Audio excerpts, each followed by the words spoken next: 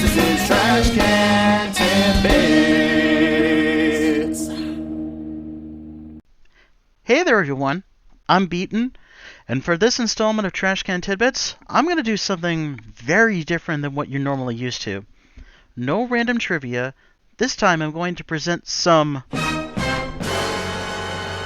conspiracy theories. I recently had a go at playing the hottest new game on Steam, Indigo Park, where you get to explore an abandoned amusement park and discover the secrets behind its once glorious facade. And, surprise, surprise, your guide to the park is an excitable, adorable, animated raccoon AI named Rambley, who serves as the park's main mascot and star character, similar to how Mickey Mouse is the face of Disney. Now, I'm not being completely biased, but any game that has a raccoon in it automatically gets a seal of approval from me. And after having played through the game twice, I have 10 questions I want to attempt to answer, along with my own possible theories behind them. And now, given that this is only the game's first chapter and there are many things that have yet to be revealed, things like backstory and other mysteries, please take these with a grain of salt. You may have your own theories and questions regarding the game's lore, but with all that said, this video will contain spoilers for the game, so if you haven't played it yet, I suggest you do so before continuing to watch. Go ahead. I'll wait.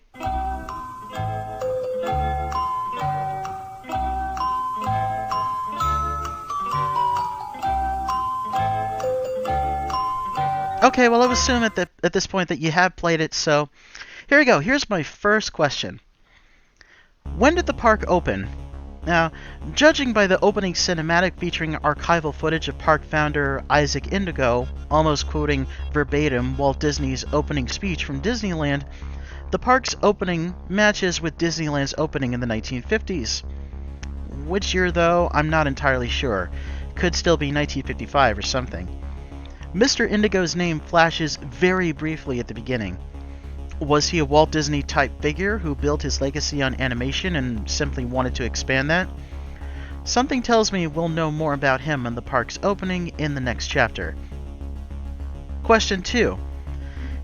If the player character has been there before, why doesn't Rambley recognize him? Judging again from the opening cinematic, the game's protagonist, whose name is revealed to be Ed, is a guy who seems to be a YouTuber who goes around making videos of exploring dead places like parks or malls, etc. He also appears to have visited the park when he was a kid, noting the memorabilia in his room, and that his wall poster of Molly McCaw has a post-it note on it saying she was Mom's favorite. But when he first goes into the registration room and activates Rambley, he says that Ed is the first visitor the park has had in 8 years, and doesn't recognize him from the guest registry, remarking with his snarky line, "Is this your first time here at the park? Or did you just get plastic surgery?" Looking closely at a newspaper clipping in Ed's room, there was a report of an accident that took place in the park 8 years earlier that caused it to close indefinitely. Now, what that accident is exactly, it's never revealed. There's also a photo of an unknown boy pinned to the wall. It's still just a theory at this point, but this boy actually might be Ed himself, who was the victim of the alleged incident that closed the park down. Honestly, this is very reminiscent of the Bite of 87 from Five Nights at Freddy's. So it is possible that Ed actually did have plastic surgery after all. Question 3. What is the beef between Rambley and Lloyd? It's all still fuzzy on this, no pun intended, but Lloyd the Lion just might have an obnoxious personality that can irk anyone. I did eventually notice something during the train ride that I initially missed that suggested that they were friends at one point. There's a portrait of Lloyd handing some sort of piece of paper to Rambley, and they're shaking hands. I'm not entirely sure what this means, but it could have contributed to some sort of rift between them, maybe? There's also a broken Molly animatronic that you pass by in a hallway that blurts out something to the effect of, "Rambley hurts Lloyd." And then when you have Rambley examining the Lloyd plushie at the info kiosk, all he has to say about it is, "Ew, Lloyd." But let's be honest, we all have a Lloyd figure in our lives, don't we? Question 4. Is Molly real or an animatronic? This is quite possibly the biggest question on my mind, and an even more disturbing theory to go with it. A possible reason why Molly looked more real than Lloyd was that she probably was a genetic Dr. Moreau-style experiment that went savage. Molly could be real while Lloyd is an animatronic. However, Molly was actually capable of talking while Lloyd was not, so there is more exploration to be had here. Macaws, in general, remember what they hear, which is indicated in Molly's game over screen. She also has some dialogue that sounds robotic but is also very menacing, including the likes of, "Get back in your cage, bird," "It barely hurts at all," or "I want to play with the birdie," which could mean that she's simply repeating things that were once said to her, probably by other park guests or even maybe the people who experimented on her. Somewhere along the way, though, she could have gone on the rampage, and this is quite possibly the reason why the park shut down for 8 years. And I have an even more shocking theory to continue with that. The amount of blood that emerges when she's decapitated could mean two things. That she was indeed real, or that the blood that gushed out was not hers, and instead consisted of the remains of the people she allegedly killed. Again, referring back to Five Nights at Freddy's expansive lore and the Bite of 87, this could mean that she was created out of victims who got too close behind the scenes. So, my theories about Molly are that she could be real, judging by her bird-like movements and appearance, or that she's a more advanced animatronic based on her robotic-sounding dialogue, but simply built out of the park's previous victims, like the Frankenstein monster. You know, I told you it was going to be disturbing. Question 5 is, why did Lloyd look more like an animatronic? When you explore the theater to find the key to the Jetstream Junction, you encounter Lloyd the Lion, or at least a more feral version of him that stalks you through the back rooms. The moments where you do see him up close, he has completely dark eyes with white pupils and looks more like an animatronic than Molly does. He's also capable of moving on both forelegs and his hind legs, something that a real lion can't do. He also doesn't have any menacing robotic-sounding dialogue, again, unlike Molly. He's only capable of roaring. So, is Lloyd a genuine animatronic? And also, the critter cuff that the protagonist wears has a special function that is used here. Before the player enters the back rooms to get to the office where the key is, Rambley says that the device is not able to resuscitate him if he does get caught. However, when it does appear that Lloyd might kill the player just prior to exiting the room, the critter cuff emits a sub-audible beep that only Lloyd can hear, causing him to run away. So, Lloyd gets away for now, but it's possible that the critter cuff might play a bigger role in future chapters of the game. We're just barely scratching the surface of what it can do. Was this by design, or did Rambley know more than he was letting on? Question 6 is, why was Rambley completely unfazed by Molly's demise? The music video for the song Rambley's Review, which plays during the end credits and is also on YouTube, shows events within the game that are interpreted by Rambley as being good things, but the player does not remember them that way at all. Molly's decapitated head, for example, is a major scare factor in the game, but Rambley makes no reference to it at all. Why? Probably because he thought he had saved both Ed and Molly. Is it possible that he suffers from the Mandela effect? Now, for those who don't know, the Mandela effect is a type of false memory when people incorrectly remember the same things that other people would.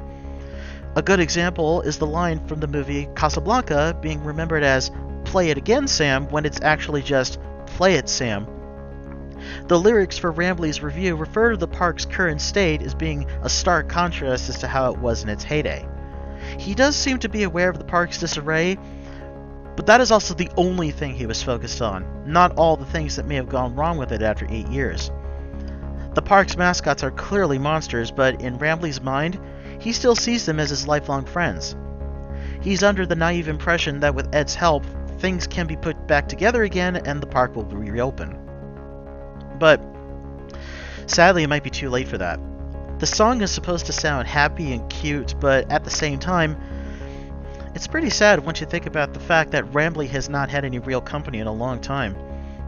I hate to say this, but Rambley must be suffering some sort of delusion of one big false memory. question 7 is, where are all the people, or rather, the presence of people? Sure, the park has been closed for a significant amount of time, but at the same time, most dilapidated places at least show some signs of vandalism, like graffiti on the walls or things like that. All the major damage and rubble seems to once again come from the alleged rampage of the mascot characters.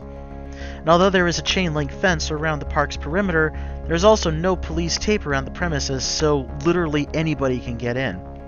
The protagonist, Ed, seems to have come to the park for a major reason besides getting footage for his Dead Places YouTube channel.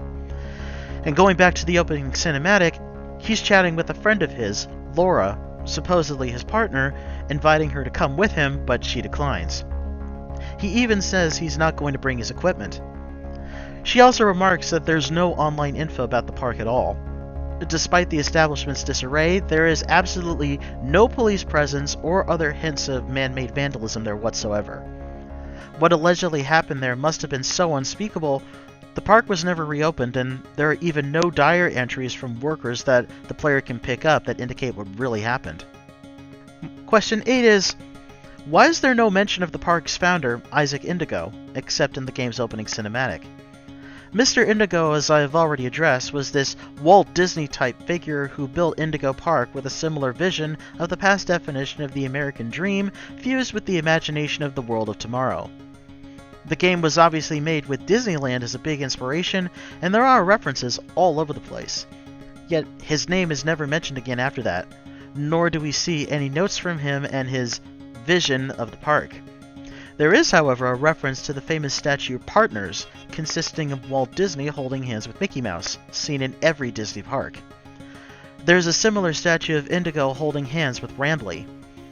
There might have been plans for more Indigo Park locations to be in other parts of the world, but if there was, it's not explored in the game at all. I hope future chapters of the game will explore who Indigo was and what his real vision for the park was. The connection between Indigo and Rambley leads me to my next question. Was Rambley always an AI character, or did he start out as an animatronic beforehand? Artificial intelligence, as we know it, did not exist in the 1950s, which is when the park was purported to have opened, so that automatically rules out the possibility of Rambley as an AI the entire time. It's quite possible that the park's characters were mascots at one time, given that they were based on cartoon characters, and that's still the case with all the Disney parks and other mascot-based theme parks. But for the Rambley's Railroad Ride, we get to meet the other characters as cardboard cutouts with pre-recorded dialogue, not animatronics. Rambley remains on a screen at the front of the train in his adorable conductor's hat, suggesting that he might have been an animatronic at one time, but replaced with a 2D avatar. I do have a sort of a theory on why he's an AI, while all the other characters are monsters. Judging from the statue of Isaac Indigo and Rambley holding hands, a nod to the partner statue at the Disney parks, it is possible that Rambley, as a whole, might actually be Mr. Indigo's consciousness uploaded to the park's AI system. Okay, hear me out. In Portal 2, it was revealed that Aperture's founder, Cave Johnson, uploaded his wife Caroline's consciousness into what eventually became GLaDOS. If Rambley is essentially this game's version of GLaDOS, I can see how far Mr. Indigo wanted to go to keep his dream alive. I mean, Mickey Mouse is considered to be Walt Disney's alter ego, and there are still rumors that persist to this day that Disney's body is being kept cryogenically frozen somewhere, so that's not too hard to see. Somewhere along the way, though, Rambley must have experienced a severe memory wipe, which could explain why he doesn't initially see the park as bright and cheery as it once was. I really hope this doesn't indicate that Rambley is some sort of villain character and just doesn't know it yet, or if he is one and just hasn't revealed it yet. I have noticed some subtle hints about it, but I seriously hope I'm wrong. Like I said though, take all of this with a grain of salt. And that leads me to my last question. What happened to make the human characters get phased out in favor of the creatures that roam the park now? Towards the end of the game, where Molly is chasing you, you have a quick opportunity to grab a collectible that can be examined at an info kiosk. In this case, a costume character mask of Rambley. Rambley mentions that there is an audio recording inside that shows the voices of 2 cast members complaining that their jobs as character walkarounds are being removed in favor of quote-unquote new mascots. This is at least confirmation that Rambley did in fact have a walk-around costume at one point before the park phased out costume characters. Are these new mascots the employees are referring to the monster forms of Lloyd and Molly that we encountered? And what about the briefly seen but as yet unrevealed characters of Finley the Sea Serpent and Salem the Skunk? Will they have physical monster forms in the next chapter? Well, we'll see. Finley certainly looked like he did. Salem did make a small appearance as a cardboard cutout during the Rambley's Railroad segment if you look really closely at the area where the ride glitches out and you have to fix it. And there is the matter of the arcade game in Jetstream Junction where Salem appears to be the nemesis, but it's too late to tell what their role will be in Chapter 2. And there we go for this interesting episode. Indigo Park might be on the short side given that it's only the first chapter, but I think this is going to be one hell of a game once more is revealed. I sincerely hope it'll become the next Five Nights at Freddy's because there's so much lore that we haven't even touched upon. Do you have any unexplored questions or even theories that you want to share with me? Maybe compare notes? Go ahead and comment below or get in touch with me on social media. I hope you liked me switching things up for this episode, and we'll be back next time with more random trivia. And as always, please don't forget to like, subscribe, share, and ring the bell to be notified for future videos. Thanks for watching, and I'll see you next time.